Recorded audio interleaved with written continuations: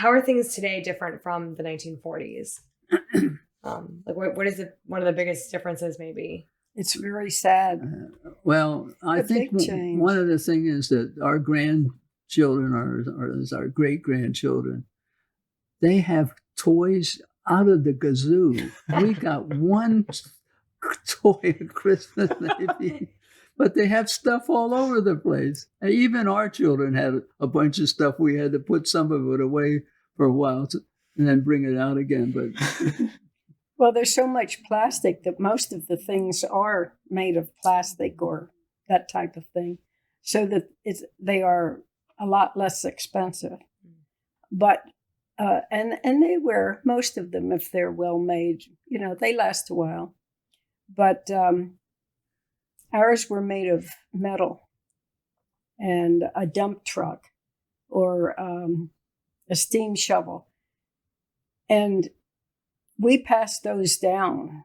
I mean, we kept some of those and even had one or two for our own children because they were prizes for us. You never got rid of them. Yeah. Unfortunately, all of our grandchildren are very knowledgeable about the computer and their movies. And it's good that they have those things and have learned all of those technical things about them. But unfortunately, they don't learn how to play outside and socialize and imagine. I mean, we made up so many games. Yeah, we didn't have all of the games that are made up for them. Candy Crush. Do you find that because back then, I imagine you guys used your imaginations much more when it came to playing. Absolutely. Oh, yeah. Much less than kids do today. Because like video games and whatnot. My favorite game was playing war. My mother had a bag of clothespins. So you take 2 clothespins like this. That was a fence, or it could be a horse, 2 clothes in one. And I would make a fortress with these clothespins. I built a little log cabin for my general to be in. And then I would take marbles and shoot at them. Okay. And after I knocked them all down, I'd build it up again, maybe different, and play it over and over again. And then sometimes when it was raining, my brothers would play with me. Now, the biggest rule we had, and by the way, this is where I learned to play by the rules. The biggest rule was you had the last one playing had to clean up. And that's because our parents wanted the house tidy, so you had to be clean. So one time we were getting ready to play. We set it up. They set up their army. They would always beat me. I didn't care because they could shoot marbles better. But they got all set up and they said, "We quit." That means I was stuck with cleaning up. Dirty trick, okay? So I complained and started crying to my mom. But it turns out there was a rule. The last guy cleans up. So that's where I learned playing by the rules. There's no way of getting around it. And they used that to toughen me up too. My older brothers will do that for you. Is there any other big differences that you would want to speak on from the 1940s to now? In any facet, There's just more money around. Yeah. There's more activities. But we do have one grandchild that he spends his time looking at his computer too much and playing games. It's hard to have a conversation with him. Mm-hmm. But most of them do still run around. They come here, they're running around here, out the door, around the house. They're just playing hide and seek and things like that. They don't know how to play hide and seek. Well, you have to teach them. Oh no, we're that far gone. But they'll make it up themselves. And back in those days, mothers and dads didn't have to know every minute where their children were. Oh, yeah. Now they have to watch them. They have to stay close at home where they can see them. Don't ever go 2 blocks away. It's not safe. And this is very sad. Yeah.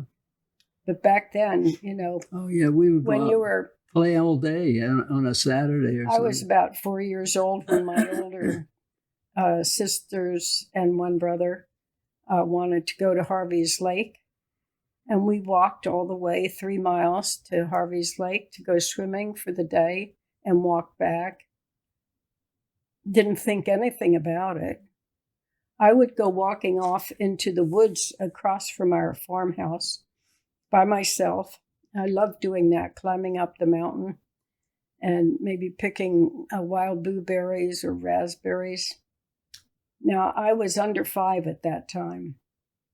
One time, I was almost bit by a rattlesnake. Ooh. I came upon it and I heard it rattling and I took off. Now, I was smart enough and I knew enough at that age to take care of myself. And I got away from it. It didn't make me afraid of the woods because I love them. Mm-hmm. But those are the things you learned earlier, you know, the real rules of life preservation. Yeah. But it was different. The only time we had to be home was for meals. And we learned more, I think, about taking care of ourselves. And we weren't babied as much as little kids are. You know, now you just love them to death and you're holding them and they're right beside you. But we were more on our own. You guys have more responsibility, you think? Absolutely. Freedom, responsibility. I had to take care of my 2 little sisters. And mostly I taught them school. And they had to do what I told them to do. They sat in there and they did their math. And maybe they learned it a little earlier, you know? Because I taught them spelling, and as little as I knew, because I was just a couple years older. I had several medical problems. When I was 3, I complained to my mother that my neck hurt. So she took me to the doctor, and he quickly took me to the hospital. And apparently I had an infection of my glands over here. I forget the name of them. But I don't think they had antibiotics. No. So they opened that up. I have a big scar here from that. 3 years old. They drained it, and it just got better. So I say that's the first time the first bullet that that missed me, and that I ducked. I had another thing when I was, 6 or 7. I had scarlet fever. It's a very dangerous disease. I know people who have had heart problems and things like that. But my mother said that I had scarlatina, which the doctor had said it was a milder case. But on the other hand, I had a fever for weeks. All my skin peeled off, and I was a sick little kid, for one. I was quarantined. My 2 brothers had to stay home from school. My mother had to stay home. My father was allowed to go to work. But we were quarantined. They put a sign on your front door, quarantine. If you had the mumps, I had the same thing, a sign on the door. But I managed to survive that thing, and without any problems. Bullet number 2 that I dodged. Wow. And you're 96, right? Yeah. Wow. He dodged a few bullets. Yeah, he did. Someone's looking out for you. I even had the flu back there. I mean, you got the flu. You were sick. You ached and had aches and pains and everything. You survived that more than once. I was supposed to go with her to her prom when I came down with that.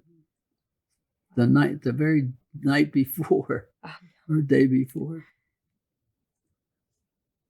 Wow.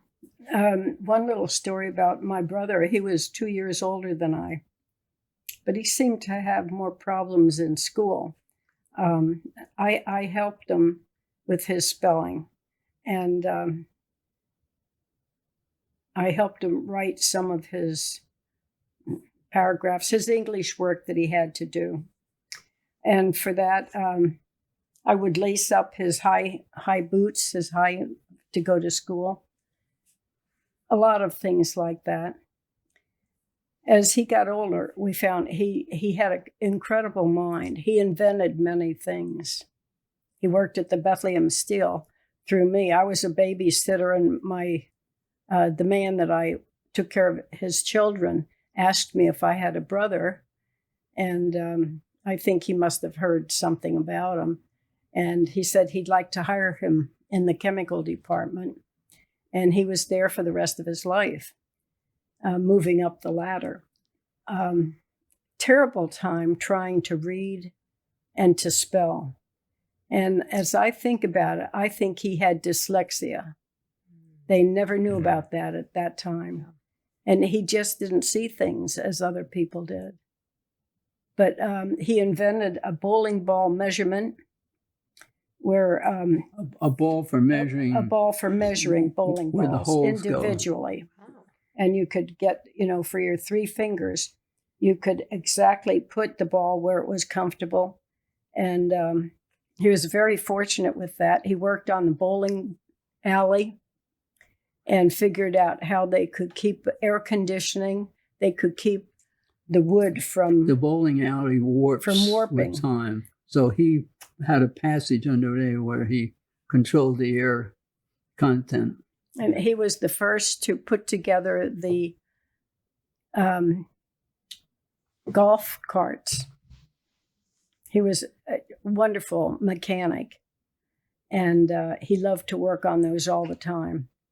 And so he's the one who invented the first golf cart that you could ride around on the golf. Wow, cool. So he didn't need to, he could be dyslexic. He was brilliant, but he couldn't read properly. Yeah. he got by without it, right? He bypassed that, yeah.